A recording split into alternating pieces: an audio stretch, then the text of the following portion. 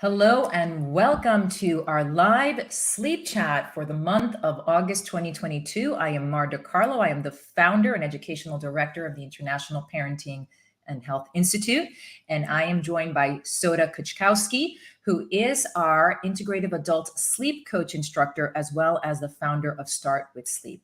And for today's sleep chat, we are going to talk about the importance of rest. You often hear work hard, play hard, and people enjoy saying those things. However, today we are definitely going to be putting that to rest because in order to continue working hard and playing hard, rest plays a very key role in that. So today we're going to actually talk about the seven different forms of rest that many of you may not know about, and some unique examples of how you can get rest. Most of us think that rest is just being very passive and laying down, but there's actually other fun ways to rest. So we're going to talk about those as well. If you feel that this video is very important to share, please hit that like and share button. Also subscribe to our channel. You will see if you look at all of our videos, we have a number of different kinds of videos, from business support and advice to sleep advice to holistic coaching advice, inspirational videos, all sorts of things. And if you're interested in learning more about our organization, we're on a mission to transform lives and evolve humanity through our holistic coaching. You can visit us at parentinghealthinstitute.com. All right, let's get into our topic. So, Soda, why is rest, number one, so important? Well, because rest is the bridge between good and bad sleep. We often don't realize, and I've had clients over the years where it's like maybe they're getting 7 or 8 hours of sleep, but they still feel exhausted during the day. Now, there are some things that could go into that, nutritional deficiencies and so forth, but a lot of it has to do with the fact that we do not step away. We're not good at being at peace with ourselves, right? So today, we're going to get into the 7 different types of rest, but we often engage in behaviors that actually end up making us feel even more restless. For instance, like our one-sided approach to, resting is we like to sit down in front of the TV and veg out and watch television, right? But then we are over our senses are overloaded with light and noise and depending on the kind of information that we're consuming, so that could go feed into both our mental and our sensory rest. So there are different types of rest that we need in order to get that good night's sleep. Yes. And it's great that you mentioned about sitting down and watching TV. Most times people are eating while they're watching TV, and they're unaware that the digestive system takes up a lot of energy. And depending on what they're eating, that's going. So in essence, while they're doing one thing that they think is resting, other things are happening that are not resting and that are working very hard to support the digestion, right? And, there's so many things that happen throughout the day where people may be overthinking or different emotional events may be going on. So let's actually go right into it. What about starting with just the, of course, number one, most obvious, which is physical rest? Yeah. So what are some examples of physical rest? And actually, let's partner that up with sensory, because in essence, sensory and physical are similar and different. So we can talk about the two, but we'll start with physical.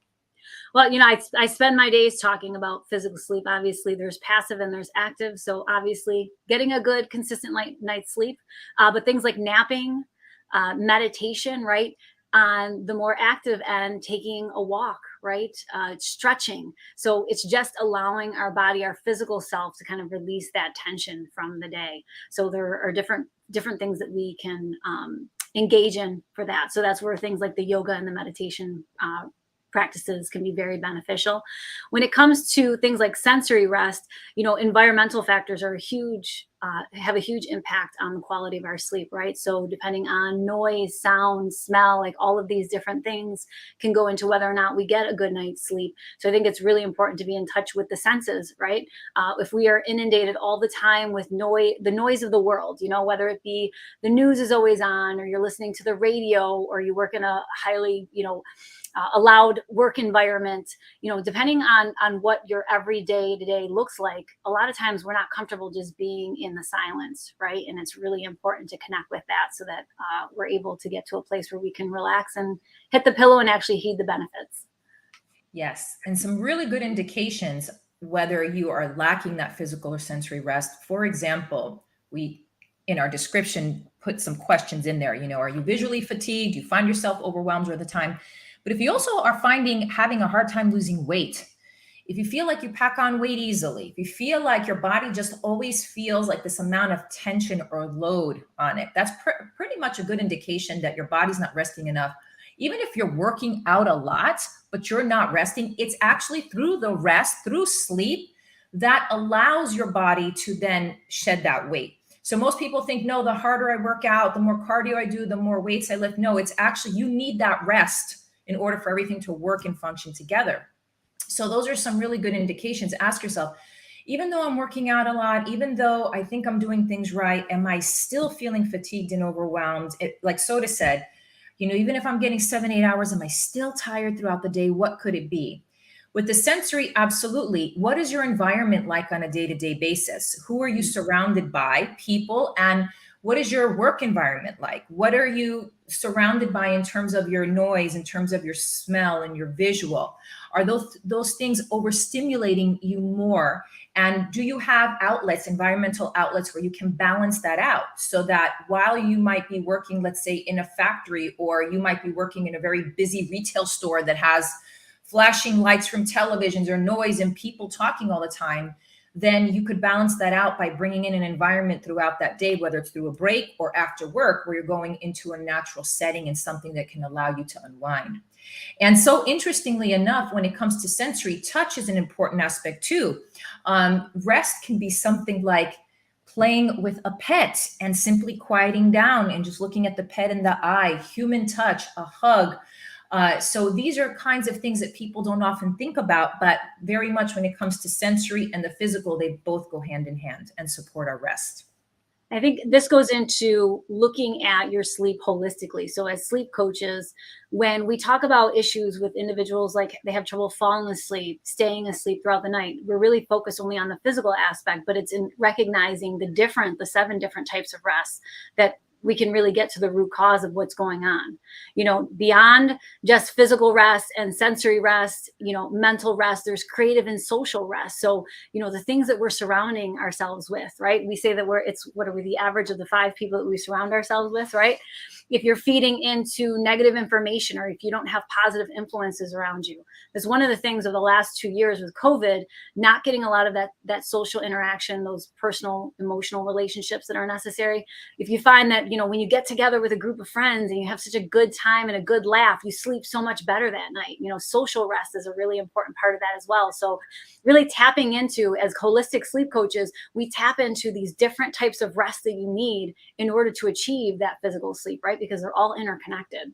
Yes. So we've got the physical, sensorial. You mentioned a few others. So now we'll group creative and social. So social, as you went into, a really important part. Also, people don't think that laughter, they actually have laughter yoga. Laughter is a great form of relaxing and releasing tension from the body. So laugh more, watch some comedies, hang out with your friends. Laughter is a great way for your body to release tension.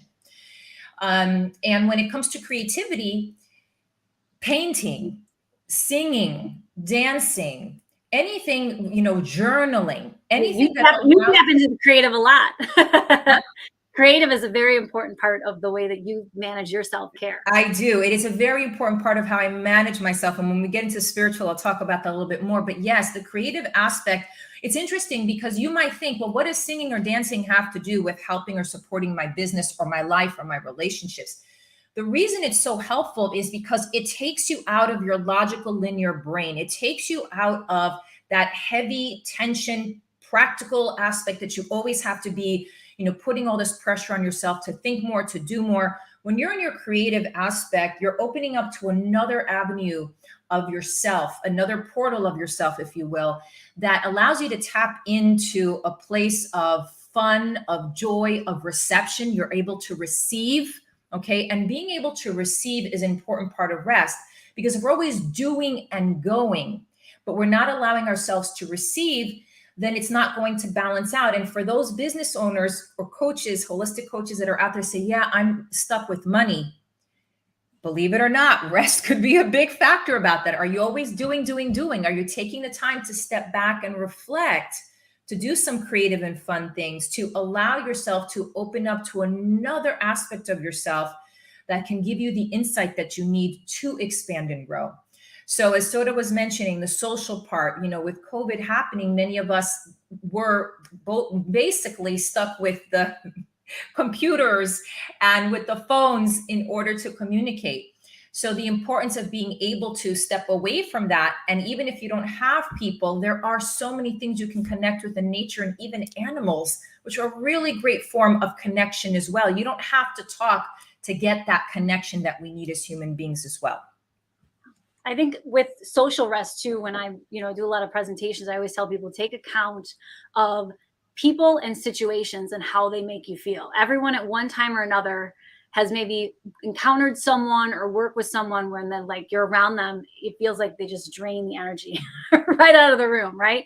And then we have other people where it's like you're around them and their energy is intoxifying, right? You want to put it in a jar and you're like, when you're feeling like you're having a low day, you're like, you want to pick up the phone, you want to connect with that person. Take stock of those things, because it's really important for your mental health and for your self-care to be aware of the situations that you put yourself in, right? I mean, that's why creating the ideal sleep sanctuary, right? If we create a negative association with our sleep space, then we have a negative relationship with sleep, right? It's much harder to fall asleep. So taking stock of places and, individuals who either add to or take away from, your rest, your state of rest. So there we have the physical and sensory, we've got the creative and social, and now what we're tapping into is the mental and emotional. Again, all holistically, they all are connected, they all tie. But when we're looking at mental and emotional, as Soda is saying, what are those conversations you have with other people? Who are the people in your life that are saying things that bring you down or feels emotionally, whether it's mentally you're hearing those things, or whether it physically feels, emotionally feels, that's not serving me. Sometimes those could be family members, co-parents, people that we have to deal with on a day-to-day basis and we can't necessarily get away from. So one thing that's really important is then fill your cup up with those people, like Soda said earlier, that inspire you. Every day have an outlet, whether it's a video that you watch on a daily basis that gives you that boost first thing in the morning or later in the evening before bed, inspirational.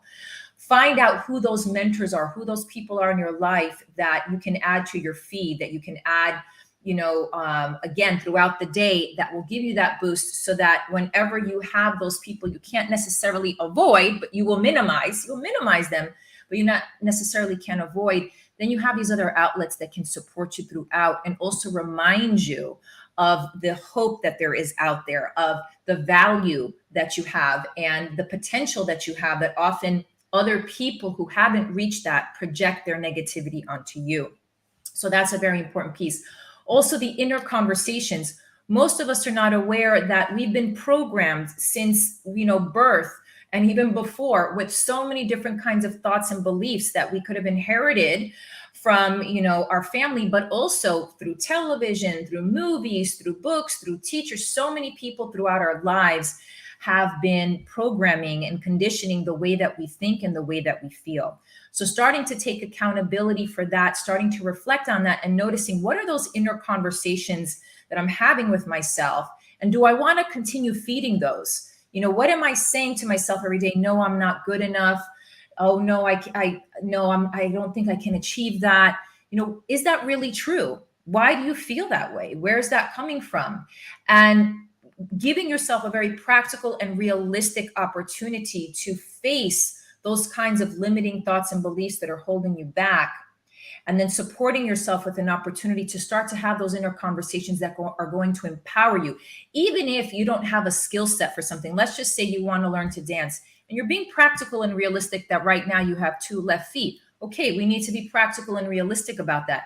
But that doesn't mean you can't dance. That doesn't mean you don't have the potential. It's a matter of taking the steps to do so. And when you begin having those inner conversations with yourself and saying, yeah, I absolutely can do that. I'll put the work in though. Okay. So that's part of the conversation, but don't limit yourself. Don't shut yourself out, because things take practice as well. One more thing I'll say, my daughter one day said to me, Mom, I'm a very bad painter. And I said, why do you feel that way?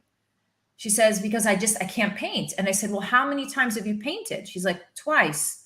I said, Bella, that is not a bad painter. You've only painted twice. To start to be good at painting, to see results of painting that you'd like for yourself, You have to keep showing up. You have to keep playing with it. You have to keep that journey and continue. That's how we all do it.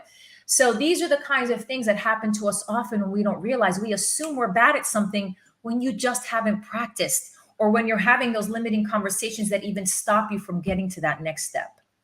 No, absolutely. We tend to be our worst critics, right? And we also, especially as women, we put others before ourselves, right? So this is, I tell people to engage in making sure that if you are saying yes to someone else, that it doesn't mean that you're saying no to yourself, right? And then again, like you mentioned, those conversations that we have with ourselves, like we're actually not very kind to ourselves. We are the worst.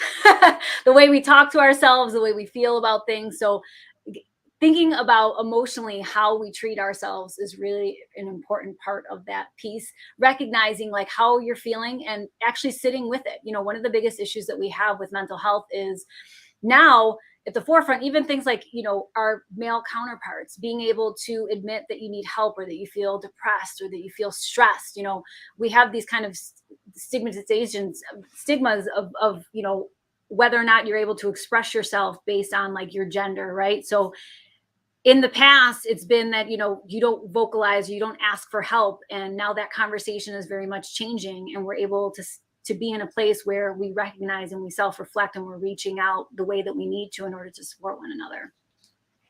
That's what I love and call interdependence, because independence is such an important part of our human growth and development. And there's no question that achieving a certain level of independence is necessary and needed for ourselves. But truly, we are interdependent creatures. And the more we understand that, yes, there's so many things that we can do on our own, but do we want to do everything on our own? Do we need to do everything on our own? And it's so wonderful to understand and know that we can rely on each other when we need it, that we can ask for help. We don't have to go at it alone. As coaches, especially for those of you holistic coaches out there that are watching, it's okay to ask for help yourself. You actually are role modeling to your clients that it's okay to ask for help. A lot of times you might think, oh, I can't, I should know everything, I should have it all together. We're humans as well. When you become a holistic coach, that doesn't mean that you stop being a human being. You're still a human being. So don't ever stop showing that part of yourself. Yes, you have more information, you have more inquiry, you're holding the space and showing up. So those skill sets, yes, you've gained and you're able to give that others don't have. But when it comes to being human, we don't want to stop that aspect of ourselves. That's a very important piece. That now also brings us to the spiritual part. So once again, we've got the physical, sensorial, we've got the creative and the social, we've got the mental and emotional.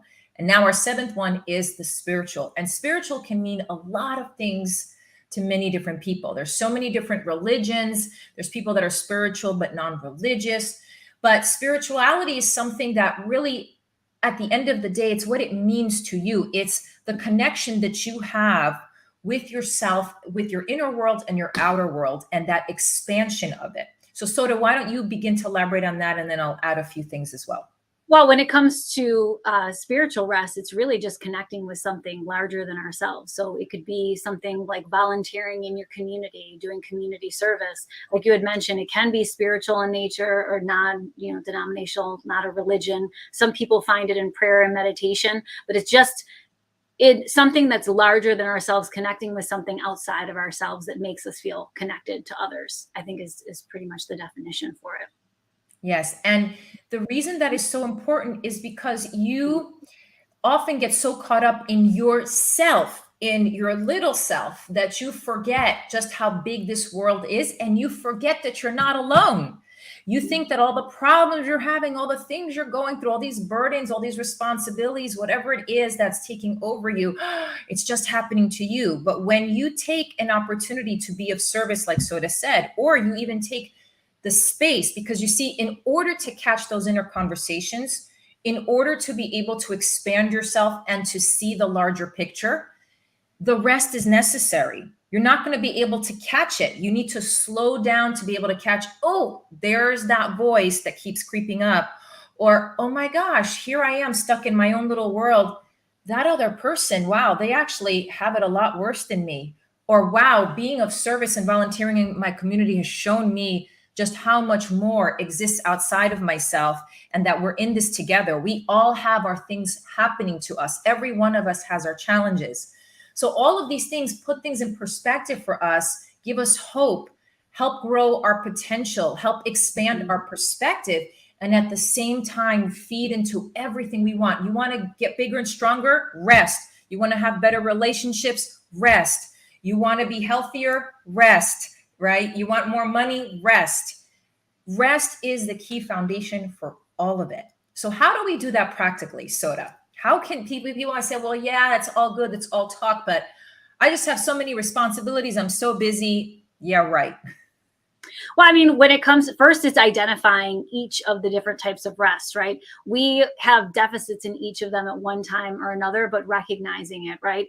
If you feel overwhelmed, where is that coming from? So there's like questions you can ask yourself under each, category. First, with the social and the emotional, like, are you being kind to yourself? Like, what's happening in your life, right? There's a series of different types of questions, and I have some that I've outlined. But, when it comes to things like our emotional rest, do you find that you're feeling like angry and depressed with life, right? Does it go into the type of information that you're consuming, the individuals that you're surrounding yourself with, the environments that you're placing yourself in? So it's all about that self-reflection and assessment, I think, is really important. And from there, you can devise the different types of ways to kind of mitigate that, right? So like when it comes to mental rest, right? Again, if we're not organizing ourselves in the right way, or we are exposing ourselves to the wrong types of things, right?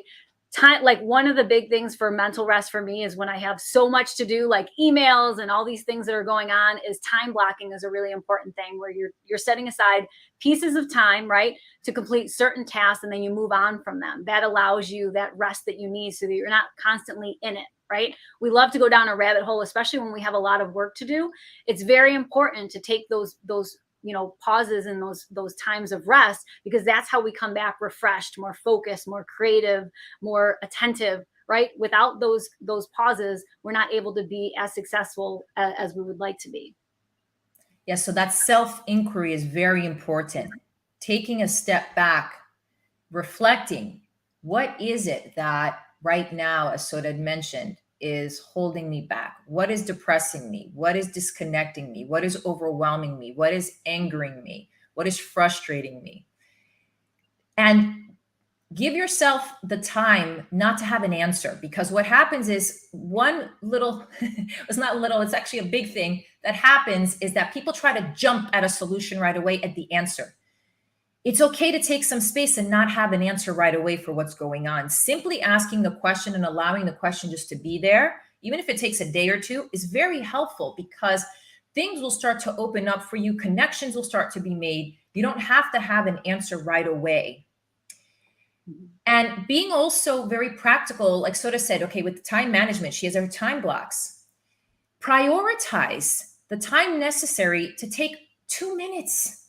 2 minutes. I'm going to take 2 minutes. I deserve these 2 minutes of just being with myself, putting myself in an environment. Maybe it's outdoors. Maybe it's in a room that feels very relaxing. I'm going to listen to a calm map, or I'm just going to listen to nature, or I'm going to even listen to my own breath. But take those 2 minutes to pause. I call them daily pauses. Just pause.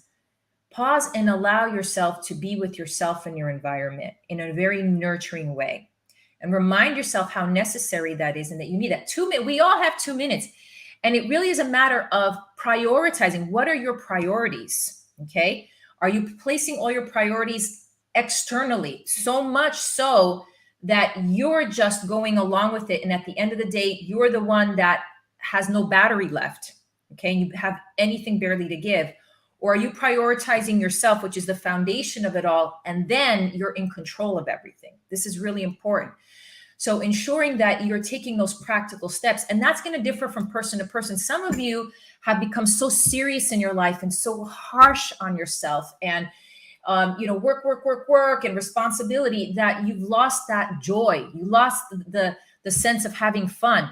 So do something different. Try a dance class this week, something you've never done. Even if it scares you, just do it. Try singing. Doesn't matter if you can't sing. You're not going on American Idol or those competitions. Those competitions exist. Okay, some people want to be superstars. I sing not because I want to be a superstar, because it feels good. And I don't have to be a good singer to feel good. Everyone can sing if they want to sing, because something comes out of your voice and comes out of your personality, comes out of your essence that supports you. Okay, so remind yourself that to be good at something doesn't necessarily mean you can't have fun, right? You don't have to be good at dancing to dance, sing, painting, etc. Little children, if you watch kids, look how they paint, look how they sing, look how they play. Do they care at the time, unless a parent or teacher or someone tells them? Do they really care if they're good at something at that point in time? No, they're just like, ah, we're We having fun. have joy. We lose that as we get older. We lose that sense of like just enjoy, like just overall enjoyment and hope and inspiration. Like they're not afraid to try new things and to just like be in the moment. And I think that's one of the things too, being present. Rest is part of that equation as well, right? Because oftentimes we miss out on things because we're taking pictures or we're engaged in things, and we're not allowing ourselves to actually soak in, the moment of time, and that can pass you by as well. Exactly. And I'm so happy that you mentioned that word presence, Soda, because rest and presence go hand in hand. If you're not present, you're really truly not rested. You're not really resting if you're not present, because whether you're in any of these categories, it does require a presence for you to be fully attentive and fully aware of what's in front of you, what's within you, what's around you. And it's so, at first, it might feel uncomfortable. So we will be very honest with you. If you have not done this before, like anything else, it might feel uncomfortable. You might want to resist it. I mean, think of the first time you went to the gym, like, right? Or you started changing your health habits a little bit. Yeah, it's going to feel a little uncomfortable in the beginning. However, the more you do it and you take those baby steps and you continue on a consistent basis with those baby steps to bring that into your life, there's going to come a point where you can't live without it, where you start to enjoy it, where you want more of it, right? So for me, for example, there was a time during COVID where I was out of the gym. I was working out at home a lot, and I got into this groove, and then starting to get back into my habits again, it became a little bit of a transition and challenge. But once I got it going and that consistency came in, things turned around. And that's how it works. So don't be so hard on yourself. If you find that 2 or 3 days you're getting in a groove, you're taking those baby steps, you're adding the consistency, and one day things turn upside down for you, don't beat yourself up. It happens to all of us. All of us have days where life goes upside down. Everything we have planned and that we wanted to do doesn't get done. It's okay. Not a big deal. It's part of being human. Next day, just go back. You do it again. Keep getting up. Fall down, keep getting up. So those are the ways that you can allow yourself to just relax more, unwind more, and then you're going to start to feel and function your best. And at the end of the day, which is what we're all about here, is you're going to sleep the best. You're going to have the best sleep, which is at the core of everything. All right. So thank you so much. So is there anything else you wanted to add? No, I think that was it. Just making sure that you're taking the time to think about the different types of rest that you might need. I mean, we're so quick to want to lounge on a Sunday on the couch and so forth, but then come Monday, we're just dreading the work week, right? So that's a good time to reflect and think, maybe I should take a walk and connect with nature. Maybe I should step away from my phone or step away from the television and read a book. So it's just being aware of the things that you need so that you're able to replenish the ways that you're depleted. Yes, live a lifestyle you don't have to take a vacation from. I'm not saying don't take a vacation. Of course, take your vacations. But what that means is if you're finding yourself that, like Soda was saying, you're dreading Monday coming, well, that's a key indicator that your day-to-day is pretty harsh. And why, we take for granted our time on earth. We don't know how long we're going to be here. We think we do. And of course, we want to live as long as we want to live. However, we really don't know when that is. And so why waste that? Why let that go? Why not take every day as a day where we can say, you know what? I need to work. I'm going to work. I'm going to fulfill my responsibilities, but I'm also going to add that joy in my life. I'm also going to take a moment for me. I'm also going to take a moment to connect and be present. So every day is a day where you can be inclusive of all of that. And of course, once you evaluate and you do that inquiry and you start to assess where those areas are that you need, then you can start to make those changes bit by bit. Soda and I, we encourage you to do whatever it is that you need to do to really start expanding, growing, supporting yourself with your rest, getting better sleep. We're passionate about what we do and the work that we do because we know that when you're rested, when you're getting quality sleep, your life changes incredibly positively. And not only does life change for you, but then those around you also benefit from it as well. If you'd like to learn more, if you have any topics that you're interested in Soda and I discussing in any of our future live sleep chats, which happen every first Tuesday of every month at 10:30 a.m. Pacific, 1:30 p.m. Eastern, please type it in the comment section. We do read the comment section. You can also visit our websites. I'm at Parenting. Well, actually, Soda is as well, because she's our instructor for our adult sleep coach program, parentinghealthinstitute.com. Also, startwithsleep.com. You can visit to learn more about Soda as well. And then we look forward to seeing you in September. Please hit that like and subscribe button if you also want to learn more from us and hear more from us. Thank you so much, everyone, and have a wonderful rest of your day, evening, week, wherever you are. Take care. Bye-bye.